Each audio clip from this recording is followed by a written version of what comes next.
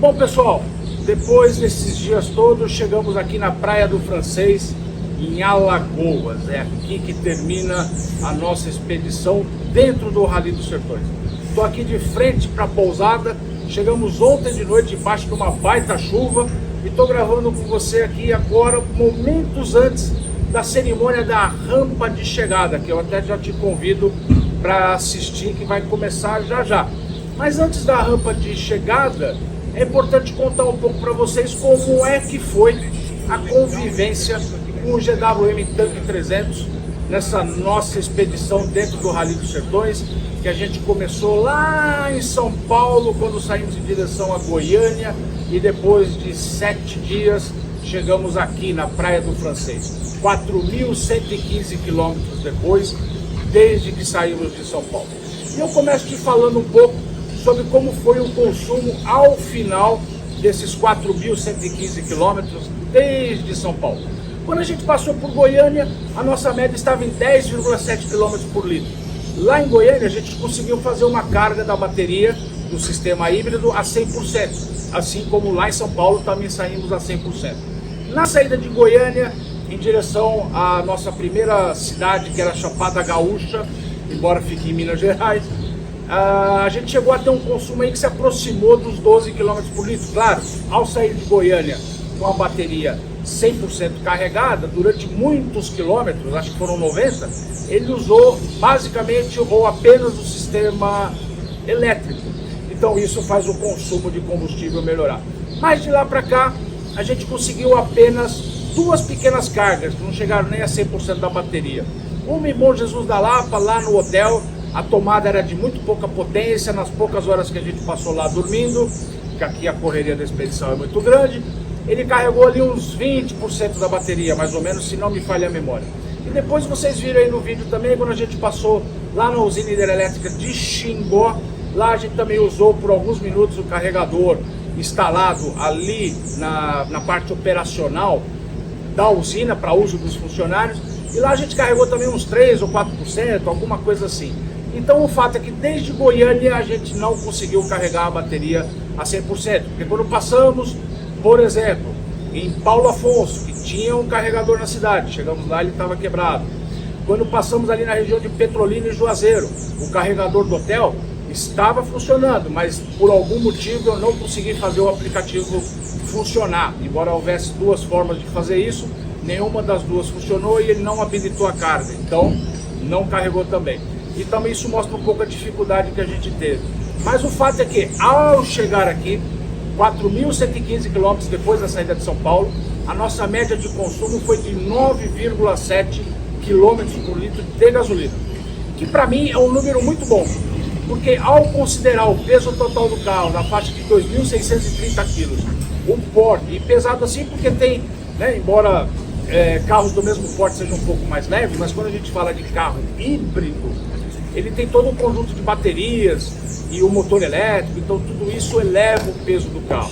E para fazer uma comparação com um carro mais ou menos do mesmo porte que eu conheço bem, que é a Ram Classic, que também pesa 2.600 e poucos quilos, e também tem um motor de potência muito parecida com o Tank 300, que tem 394 cavalos de potência combinada, e a Ram Classic 400 cavalos no motor V8. Eu imagino que se fizesse a mesma viagem com a Ram Classic, eu ia conseguir algo entre 7 e 7,5 km de consumo de combustível. Acho muito difícil chegar nos 8. Então, comparando com os 9,7 km por litro do Tanque 300, a verdade é que para mim foi um ótimo consumo. Funcionou muito bem. O fato também é importante lembrar que o sistema híbrido, quando a gente está em deslocamento, por exemplo, estou numa rodovia, vamos passar por uma cidadezinha, tem lombada, tem semáforo, o sistema híbrido ele entra e ajuda em todas essas situações. Mesmo na rodovia, quando a gente tem as desacelerações, por exemplo, estou lá no alto, começo a fazer uma descida, tiro o pé do acelerador para o carro não ganhar embalo, ele também faz a regeneração. Então tudo isso faz com que o sistema elétrico, mesmo a gente não tendo a carga a 100%, ele o tempo todo contribua com o movimento do carro e assim fazendo com que o motor a combustão seja mais eficiente com a ajuda do motor elétrico. Mas aí normalmente vem a pergunta, tá, e quando acaba a bateria? E aí talvez seja uma questão importante para você saber. a bateria não acaba. Opa, como assim? E por quê? Bom, o fato é que o sistema híbrido do tanque 300, ele tem ali uma reserva técnica de 13 a 15% da carga da bateria, que não abaixa daí. Ou seja, ele mantém esse mínimo de carga. Quando ela começa a baixar disso, o motor a combustão entra no sistema e começa a gerar carregamento na bateria. E ele faz isso de uma forma inteligente, ou seja, ele percebe se eu estou pedindo muito do motor, muita potência do motor a combustão ou não, se eu estou exigindo. Então ele carrega um pouquinho, para de carregar, a hora que ele percebe que tem uma folga ali, ele carrega um pouquinho e assim ele vai mantendo pelo menos esse mínimo da bateria. Mas eu também posso configurar isso através de um modo de condução que eles chamam de inteligente, onde eu posso dizer para o sistema híbrido qual é o mínimo de bateria que eu quero que ele mantenha de reserva. De 30% até 80%, eu posso escolher esse número. Dessa forma, eu posso até me programar. Por exemplo, eu vou chegar ali na cidade tal, lá eu vou rodar uns 20, 30 quilômetros dentro da cidade e quero usar o modo elétrico. Você pode ali pedir, a partir de um certo momento, que ele faça uma reserva de, por exemplo, 50% da bateria, 40% da bateria, para utilizar no modo elétrico quando você chegar no seu destino. Aqui eu estou dando um exemplo, mas você pode fazer isso em várias outras situações. Assim como quando, por exemplo, você ativa o modo 4x4, e ele, no modo 4x4, ele só usa o motor a combustão e o elétrico juntos, ou seja, ele não permite você usar tração 4x4 apenas no modo elétrico. Ele também, ao saber que você está num ambiente off-road, já que você ligou a tração 4x4, você está num ambiente off-road, e ele também trabalha a carga da bateria elevando esse mínimo.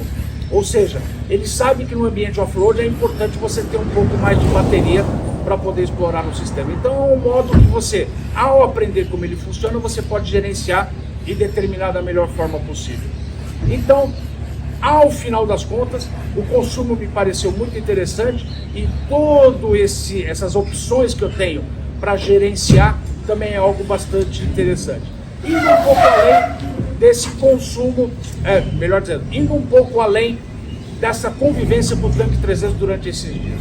O fato é que foi um ótimo, um excelente companheiro de viagem. Todos os itens de conforto e conveniência estão muito bem ajustados, tudo funciona muito bem.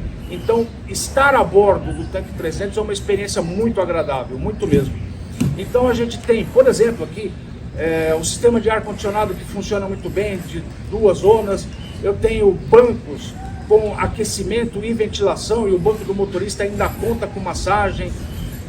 Tem um bom sistema de áudio. Então, tudo isso faz a convivência com o tanque 300 ser muito agradável. Além disso, toda a questão de estabilidade do carro, o jeito que você conduz ele em rodovia, em situação off-road, também me agradou bastante. E principalmente o que me chamou a atenção foi o comportamento da suspensão traseira, que é construída através de um sistema de eixo rígido e molas helicoidais. Esse tipo de sistema, num carro que é construído com chassis e carroceria, normalmente faz a suspensão traseira ter um comportamento um pouco diferente da dianteira, e ainda tem uma certa tendência em pisos muito irregulares, como é normal a gente encontrar em costela de vaca, em estradas de chão, ou muitos buracos e imperfeições em rodovia, no asfalto mesmo.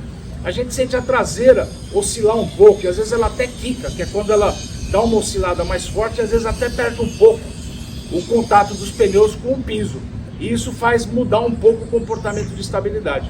E o fato é que aqui, no tanque 300, eu não percebi em momento algum, por mais que eu tenha provocado em algumas situações, eu não percebi esse comportamento de quicar. O que mostra que ele está muito bem calibrado.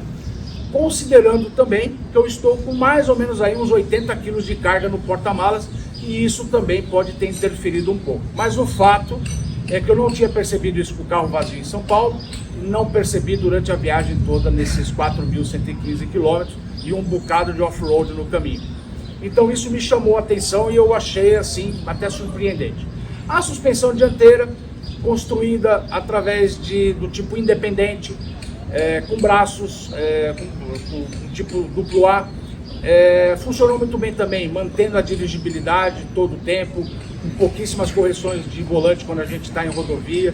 Então todo esse comportamento dinâmico do carro, afora a disposição de ter 394 cavalos de potência, também foi ótimo durante toda a viagem. Então, assim, o comportamento como um todo foi muito legal, foi muito bacana mesmo.